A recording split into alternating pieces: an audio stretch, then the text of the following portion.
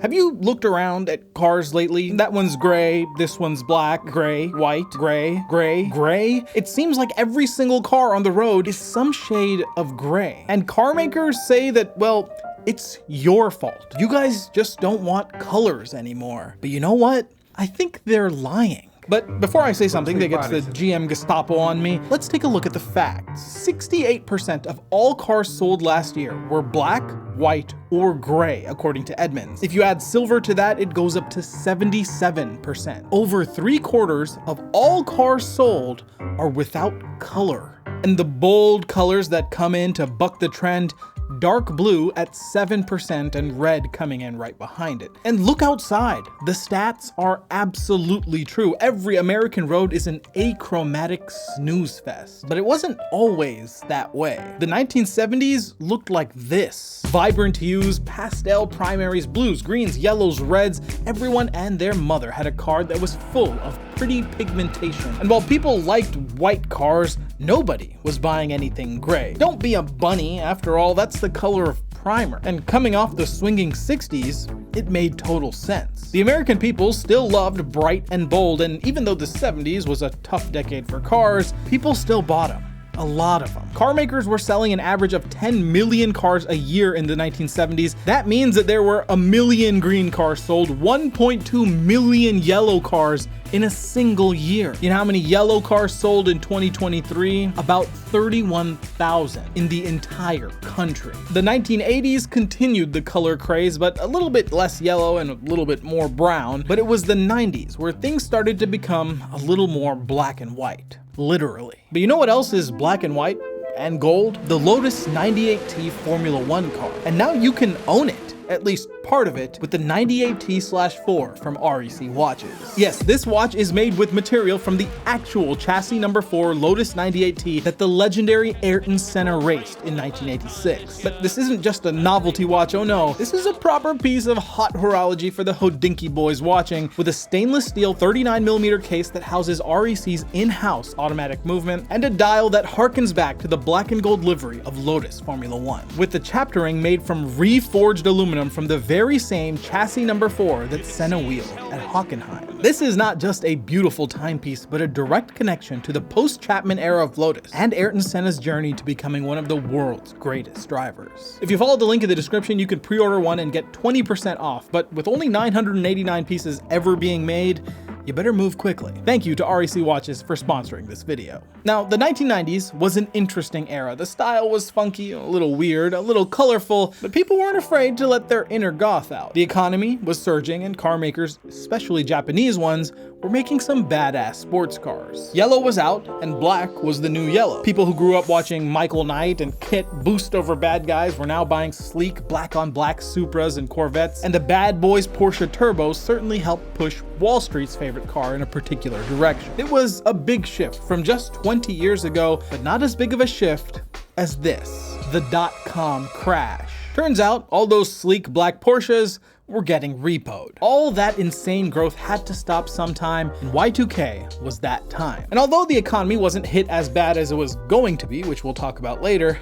people most certainly were feeling gray. Literally gray. In the 2000s, out of absolutely nowhere, the majority of new cars were sold in some shade of gray or silver. People became much more conservative, not just with their money, but even with the way they dressed. Black and whites were in, and bright shades were replaced with dark blues and army greens. And the mood of the decade could be seen with the naked eye. You just had to look at the cars. 34% of cars sold in the 2000s were silver or gray, followed by blue at 25%, then black at 15%. Surprisingly, green made up 13%, but that wasn't to last because, well, 2008. The Great Recession. While all you Zoomers were sucking your thumbs at daycare, Gen Xers and millennials like myself were wondering why our parents canceled the Disney World trip and why dad was always at home now. We coped with memes as best we could, but clearly that didn't help, because from then on, the world of cars lost its color. In the 2010s, blue, the de facto king of car colors over the last 40 years,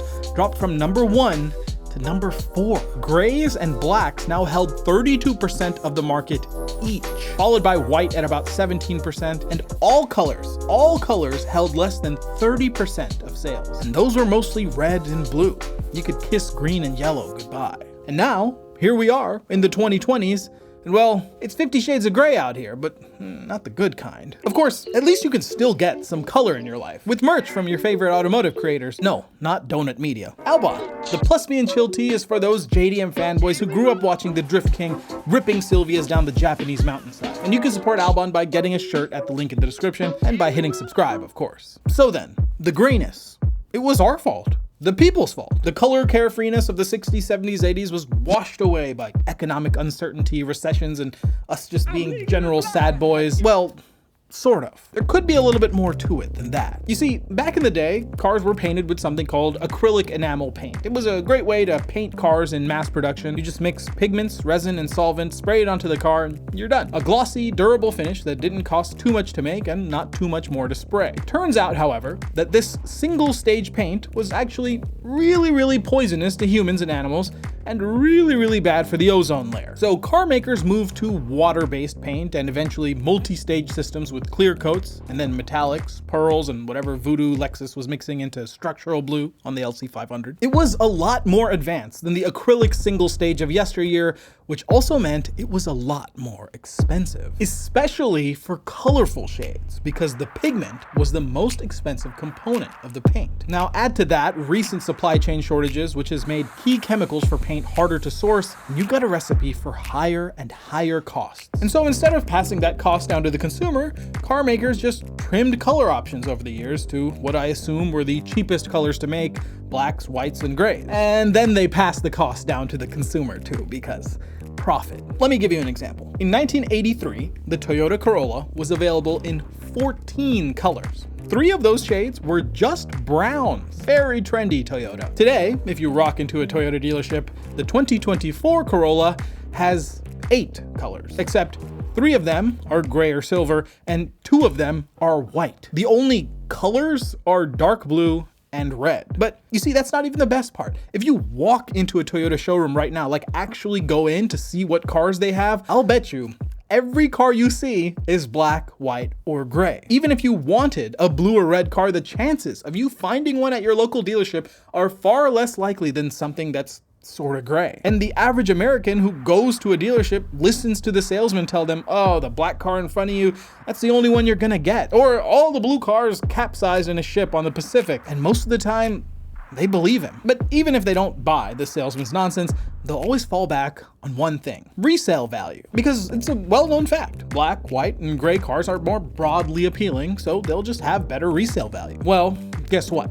If you stick around till the end, I'll tell you about how that's a lie too. Anyways, you, the consumer, buy the basic black car, and then you move on with your life. Cool, but who actually made that decision? Did you really choose that color? Because from where I'm sitting, it looks like that color was chosen for you. When you go on a car brand's website, for example, they give you an interactive builder where you can pick all sorts of colors and options and trims. It's like being a kid in a candy store. But hey, you see that text there? Down there. All the way at the bottom there. Vehicle builds may vary by location. Please contact your dealer. You can build anything you want, but what you get? Well, that's whatever's in the showroom. And who decides what's in the showroom? Well, with most American dealerships using an allocation system, it's the manufacturer who decides that. The dealership can put in preferences, and if they're lucky, get one that's spec'd close to that request. But for the most part, the manufacturer uses data to determine what sells the fastest and for the greatest profit, and then the dealer is just tasked with selling those cars. So the manufacturer makes gray cars because they're easy to sell and potentially cheapest to make, gives them to the dealer, who tells us that's all we're gonna get, and we just happily accept it and move on because what other option do we have? And then the manufacturer sees, hey, we're making record profits on these gray blobs, so we may as well keep making more of them. It's a gosh dang feedback loop. The only way to break that loop would be to walk into a dealership and say, no sir, I want a yellow Prius, and I won't buy any of these 15 black ones sitting here. Ain't nobody doing that. We want our cars, and we want them now. So we'll suck it up and buy one of the 7 shades of metallic gray. Now, I don't want to seem like I'm yucking everyone's yum. Maybe you like gray. There are definitely shades of gray and white that I like a lot. Black, not so much, even though my daily driver is black. And achromatic colors, black, white, and gray are definitely in the zeitgeist. Just look at technology, for example. Sleek blacks, metallic silvers in your laptops and phones, and look at modern homes and furniture. But there are clearly some people who like color. For example, me. And that much is obvious when you look at cars like the C8 Corvette. The hero color on the C8 was torch red, and they advertised the hell out of it. It was basically Kentucky's Ferrari after all, and well, in 2023, torch red was the most popular color for the Corvette, followed by white, then black, then another red, then gray. So, a car that is typically marketed at middle-aged men rekindling their youth bucked the no-color trend, but only barely. But what about high-end brands like Porsche and BMW? Well, for the most part, they're selling their volume cars in black and white. But they have programs like Paint to Sample for Porsche and Individual for BMW, where you can paint your new car to whatever color your heart desires. And it's popular. For the 2018-19 model year Porsche 911 GT3, the most popular color choice was Paint to Sample. Yes, picking a custom color for your supercar Porsche was the most common way to order the car, followed closely by silver and gray, of course. And look at some of the amazing creations that people have come up with, like this or that, maybe not that. But here's the thing, Paint to Sample costs around $12,000. Yes, somebody paid a used BRZ's worth just to paint their GT3 brown, bless their heart. So it begs the question, is this class consciousness? Are loud, shouty colors reserved only for people with money? Does the middle class, with our ever-tightening pocketbooks and constant economic uncertainty,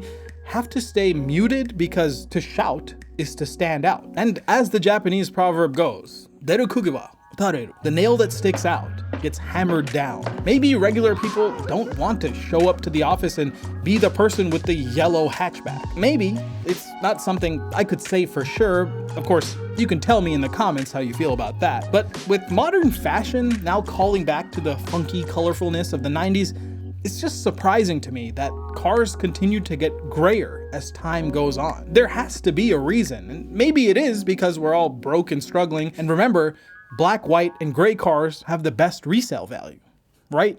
Wrong. You see, IC Cars did a study of 1.6 million cars from 2020 to 2023, and it turns out that colorful cars command the highest prices in the used market. Yes, used yellow cars have the lowest average 3-year depreciation, followed by beige and orange. And guess who's down at the bottom? Blacks, grays, and whites at different levels depending on the type of vehicle. Yes, it turns out you totally should have bought that metallic brown Camry because you could have made 3 or 4 grand more when you sold it. Now, that reason might be largely supply and demand. There aren't exactly very many brown cars out there, so sellers have a greater control of the market, but the point still stands. That black Corolla that we bought in our earlier example, well, we got absolutely hosed on it with nearly 24% depreciation on average. But we were settling on black just for resale value. But who perpetuated that resale value myth? Well, it was the car dealers, of course. The very same car dealers who are buying your now extra depreciated black Corolla after a few years